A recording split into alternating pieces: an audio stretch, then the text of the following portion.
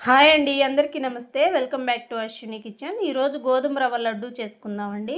నేను ఒక కప్పు గోధుమ రవ్వ తీసుకున్నాను, ఒక కప్పు బెల్లం తీసుకున్నాను. స్వీట్ ఎక్కువ తినేవాళ్ళైతే బెల్లం ఇంకొంచెం ఎక్కువ తీసుకోవచ్చు. స్టవ్ వెలిగించి కళాయి పెట్టుకొని గోధుమ రవ్వని దోరగా వేయించుకోవాలి.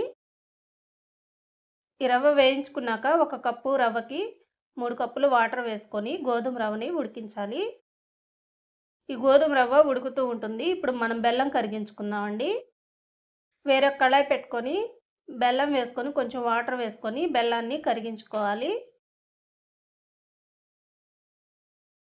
బెల్లం కరిగింది కదండి, ఇప్పుడు వడగట్టుకుందాం. గోధుమ రవ్వ ఉడికిపోయిందండి. ఇప్పుడు మనం కరిగించుకున్న బెల్లాన్ని గోధుమ రవ్వలో వేసుకొని స్టవ్ సిమ్లో పెట్టుకొని దగ్గర పడే వరకు కలుపుతూ ఉండాలి. కొంచెం దగ్గర పడిన తర్వాత ఒక స్పూన్ నెయ్యి వేసుకుందామండి. ఇప్పుడు కొంచెం రెడ్ ఫుడ్ కలర్ కూడా వేసుకుందాం. ఫుడ్ కలర్ వేసిన తర్వాత బాగా కలిసేలాగా కలుపుకొని స్టవ్ ఆఫ్ చేసుకొని చల్లబడిన తర్వాత చేతికి నెయ్యి రాసుకొని లడ్డూల్లాగా చేసుకోవాలండి. ఎప్పుడైనా స్వీట్ తినాలనిపించినప్పుడు ఇలా గోధుమ రవ్వతో లడ్డూలు చేసుకోండి. టేస్ట్ అయితే చాలా బాగుందండి. పిల్లలు కూడా ఇష్టంగా తింటారు. మీరు కూడా ట్రై చేసి ఎలా వచ్చిందో, టేస్ట్ ఎలా ఉందో కమెంట్ చేయండి.